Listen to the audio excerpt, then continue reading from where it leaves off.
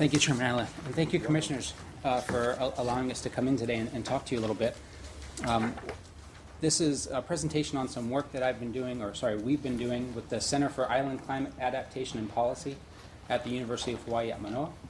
And we've had the opportunity to take our work, which I think you're getting a copy of, a white paper we published.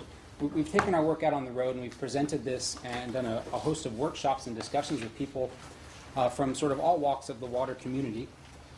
And so what I'd like to do today is to give you a condensed briefing on some of our findings, and then more importantly talk to you about what some of the things we're hearing as feedback are coming back to us.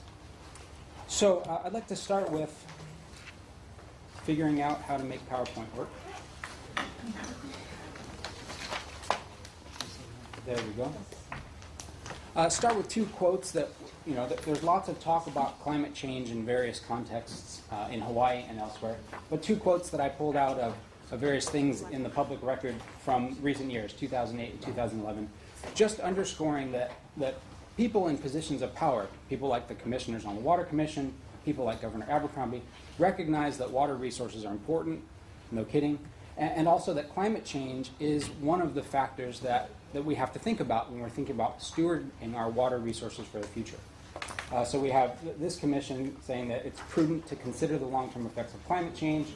Back in 2008, that's ahead of the curve. Climate change, the discussion is heating up in recent years. And we have the more recent statement by the governor that protecting water is the highest priority for public leaders like yourselves. The work we've done at ICAP, the abbreviation, I'm sure you're tired of acronyms, but I'll use ICAP as a short name. The work we've done at ICAP focuses on law and policy and the concept of climate change adaptation. I'll describe what I mean by the phrase adaptation in just a minute, but I'll start with why would we want to adapt to climate change in the first place? So I've got two charts here to visually give us the picture. On the left is one I'm sure you've all seen before. It's Delwyn Oakey's work back in 2004, analyzing the long-term trends in stream flow across the state of Hawaii. And of course, Delwyn found on every island there's a decline in stream flow. And you can see that trend. This is a trend going back to 1910. So that's 2004. Let's jump up now to about a week ago and some work from Dr. Richard Muller, who was labeled as a climate change skeptic on the mainland in California.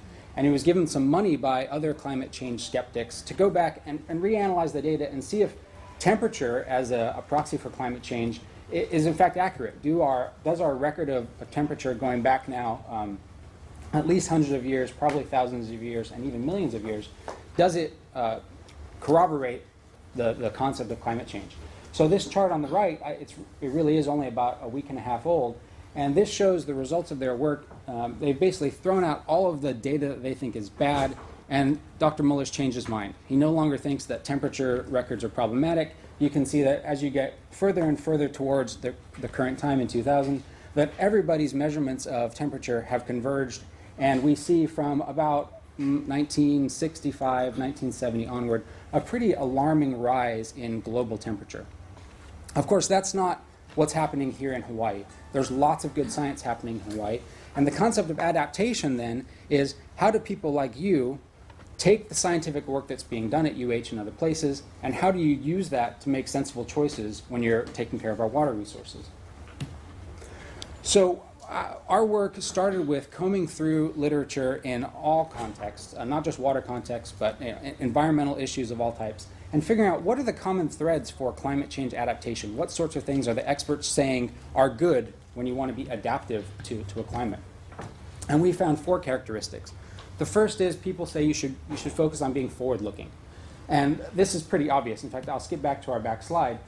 If we make decisions about things based on what temperatures were like between 1900 and 1950, we are making decisions based on a record that doesn't reflect what's happening in 2012. And the same goes for temperature as it does for water.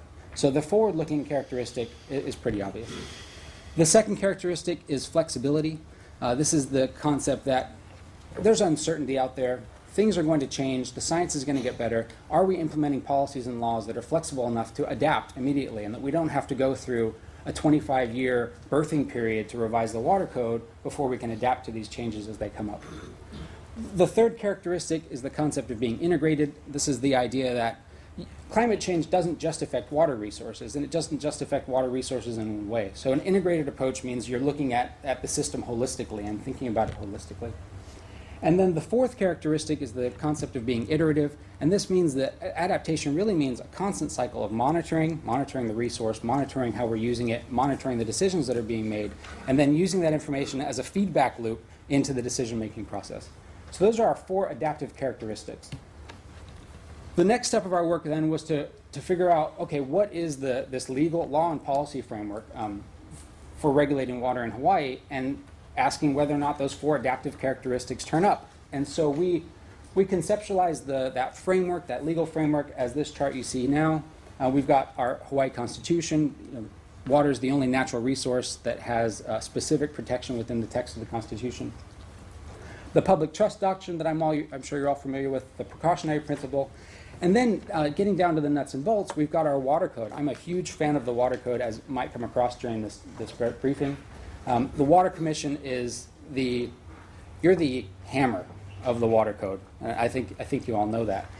But that's not where things actually get done. I mean, if we think about, okay, you make decisions, but where do water resources really get used, and where do these decisions really get made? And then we've got this whole host of sort of an implementation phase at the bottom of our framework there. And I've given just some examples of the people and places that those things happen. I can happily report that you see those adaptive characteristics turning up again and again and again within the framework. So I've just put up 4 examples. There are lots more in the documents that were handed out to you. But the Constitution, as I mentioned, has got a mandate to protect water resources for present and future generations. There's our forward-looking characteristic. We can skip down 2 boxes. The public trust doctrine, the Hawaii Supreme Court, in describing the public trust doctrine, has explained that it must conform to changing needs and conditions. There's our flexibility characteristic. And then at our implementation level, the Water Code, Water Commission, and another level, we see things like the statutory mandate for a continuing study of saltwater intrusion. So there's an example of the iterative approach. These things turn up in lots and lots of places.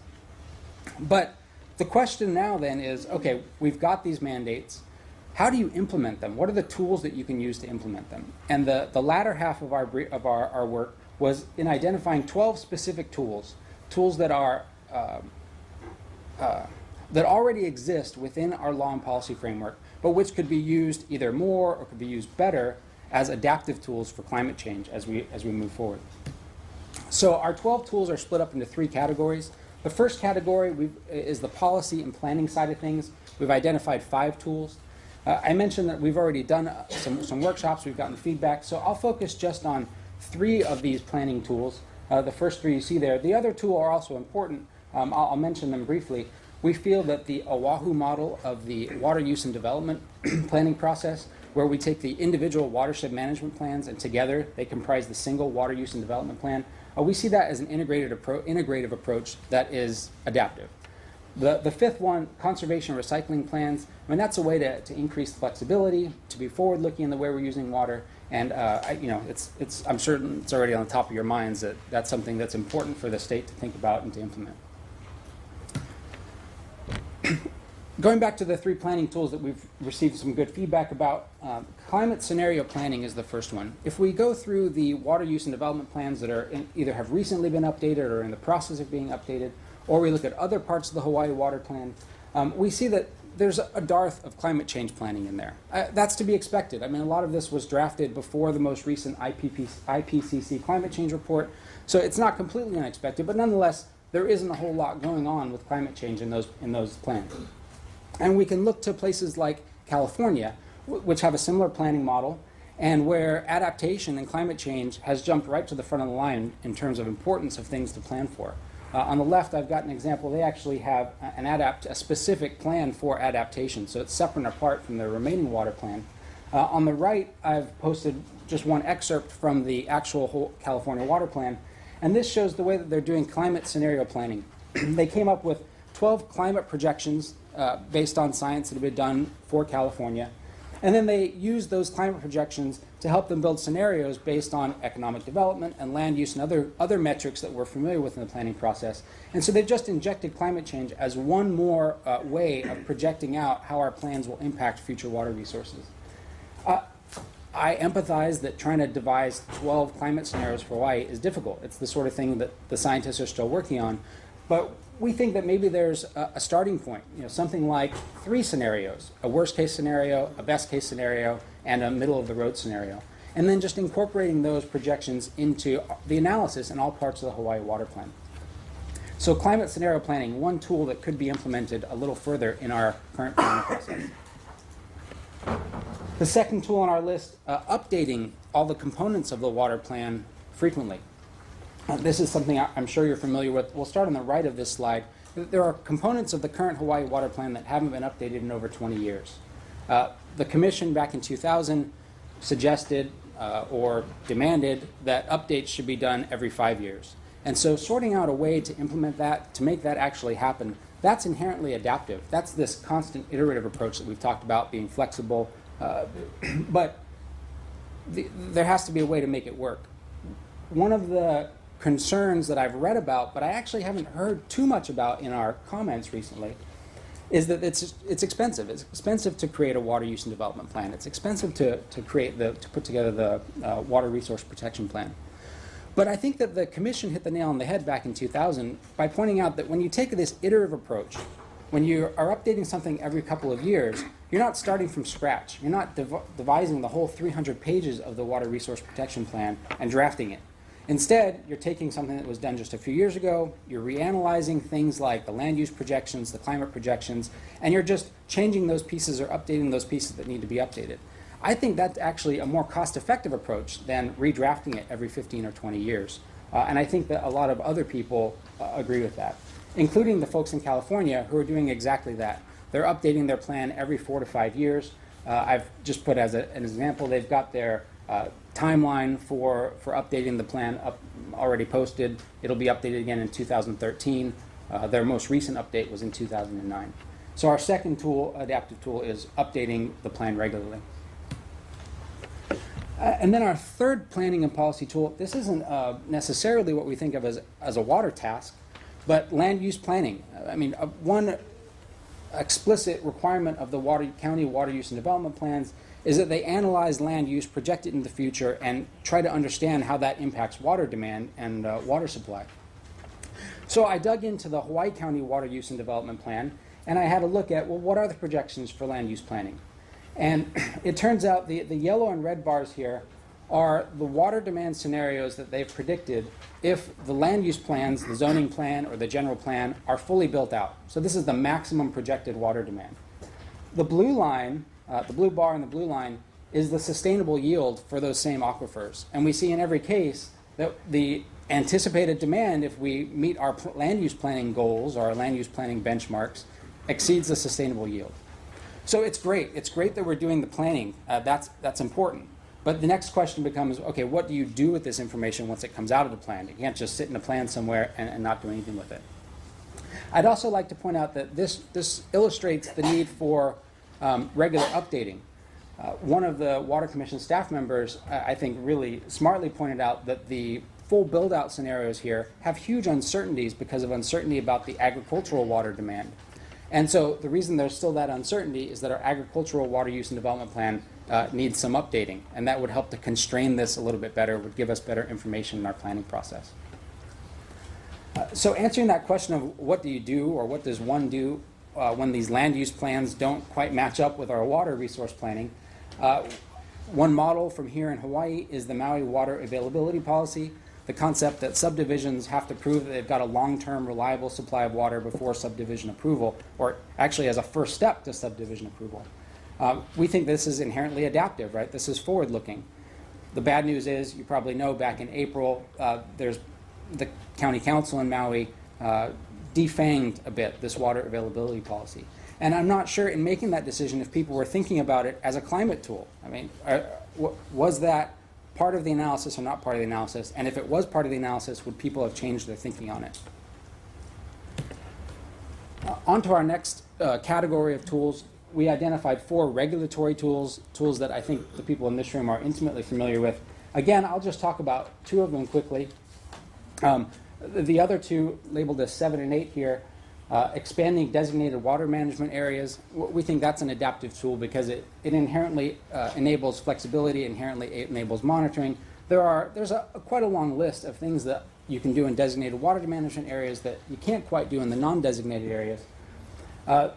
Enforcing water use monitoring and reporting, I'm happy to report that based on my talks, it looks like there's a lot of work on this front within the Water Commission staff and other places in the state already. It doesn't mean we don't have to pay attention to it, but I just won't focus on it too much today.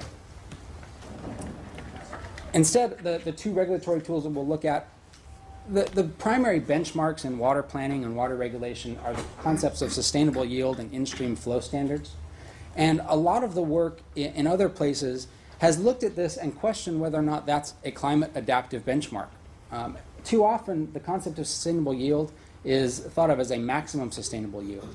And climate experts suggest the other way to frame this, and the smarter way to frame this, is as a clearly sustainable yield. So making sure that there's a buffer in there for climate uncertainties, which you have to do your climate scenario planning before you can do that piece. So we see why this regulation follows the planning.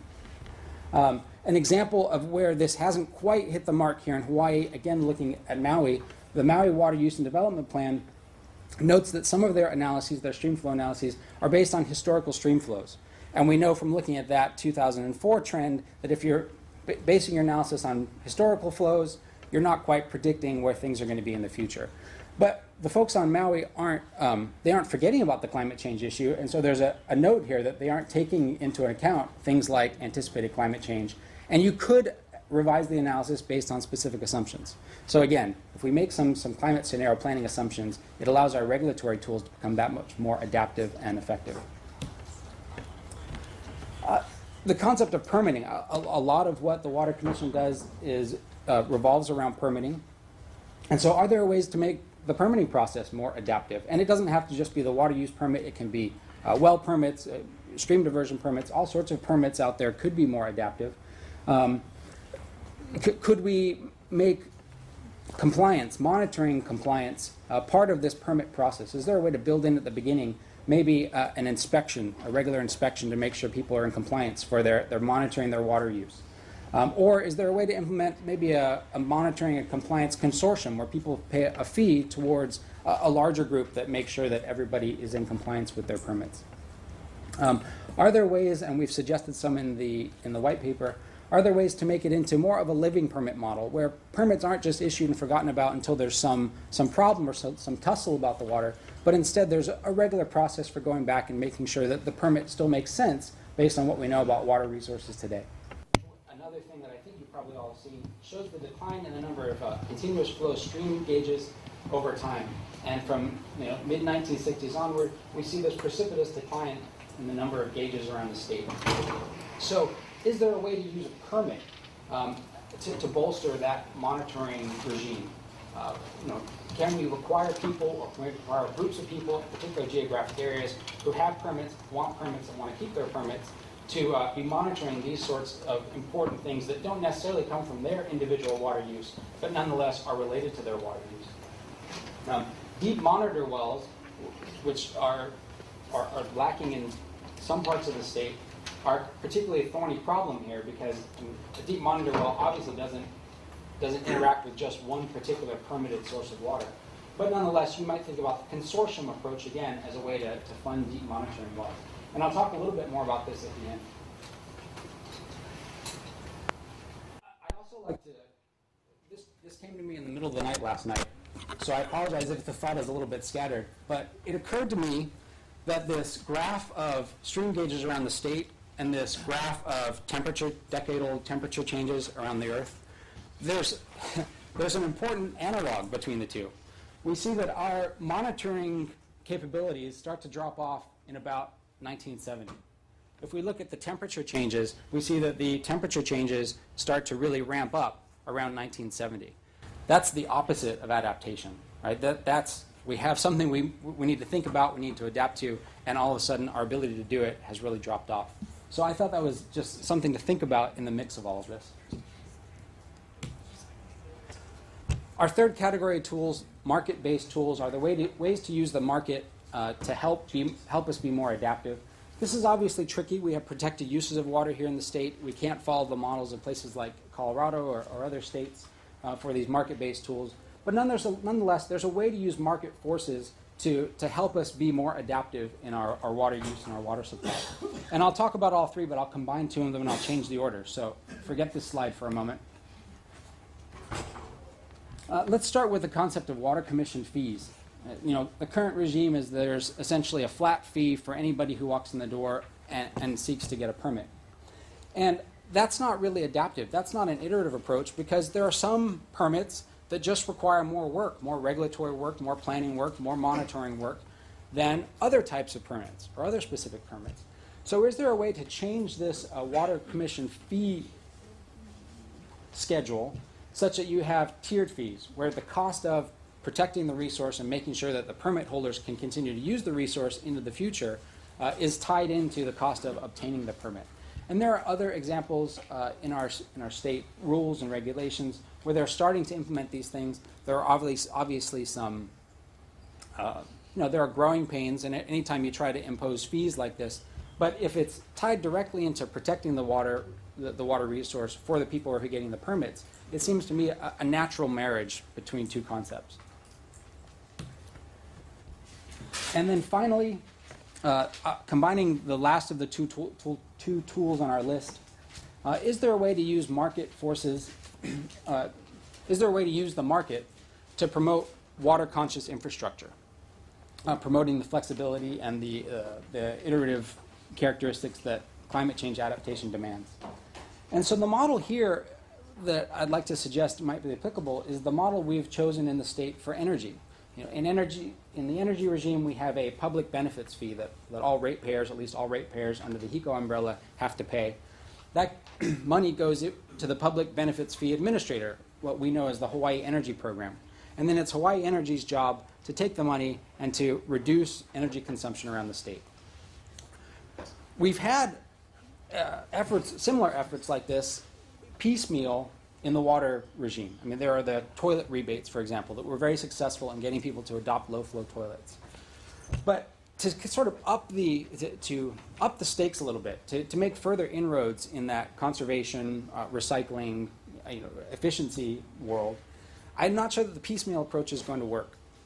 And the Hawaii Energy Program has a menu of ways that they're using rebates and other sorts of incentives to shift the market for water-conscious infrastructure. I came across this slide on the right, and I thought it was interesting, not because it's green in the sense that it's they're advertising this particular laundry machine, which is a high-volume commercial laundry machine. Not that it's green in the sense of being environmentally sound, but green in the sense that it pays for itself. And they advertise it pays for itself in something like 18 months. The anecdotes that I've read from Las Vegas suggest that that's exactly right. And so I wonder, is there a way to use a public benefits fee system to get that sort of larger infrastructure in place here in Hawaii? And of course, you don't have to just focus on that large infrastructure. I mean, another thing that occurs to me when I'm looking at this model is that we get our water bills that show our water consumption once a month. And if I was going to the grocery store once a week, but I just saw the bill once a month, I wouldn't have any idea how I was spending my money, where I could save some money, if I was really buying my groceries efficiently and effectively. So you could use this public benefits fee fund maybe to revamp the way that people monitor their water use. Could there be an in-home display or a web portal or an iPhone app that allows people to see exactly how they're using their water, to catch their leaks more quickly, to be more careful about the way we use our sprinklers and those sorts of things. So I hope I haven't rushed through too much. I wanted to be respectful of your time and kind of just give you the briefest synopsis I could. How do we take all of these principles, these concepts, these things that I've thrown at you at the top of the slide, and how do we make them happen? And I think that the great news is we have in this state a set of people who have the power to do exactly that. If we decide that climate change and all the other issues affecting water resources are important enough, the Water Commission, and this is the language of the Hawaii Supreme Court, is empowered to protect and advance our rights to that water for future generations, the Constitution says, at every stage of the planning and decision-making process. So I'd just like to leave you with the concept that as water commissioners, you can be champions of climate change adaptation, and you can help to satisfy that mandate for protecting our water resources. Thanks a lot, and if you've got any questions, I'm happy to answer them. Any questions? First of all, I want to thank you for this work and the presentation here and around the state. I think this is really helpful and really glad to have it and wish to encourage you to keep doing it. A lot of the concepts you outline, I think, are very, very consistent with, certainly our water code and constitution and the thinking that I've seen on this commission and with this staff. A lot of the trouble in doing that and being proactive comes from being able to fund it. And it sounded to me like you were hinting at moving toward, to a way of having a, some kind of water fee or some kind of,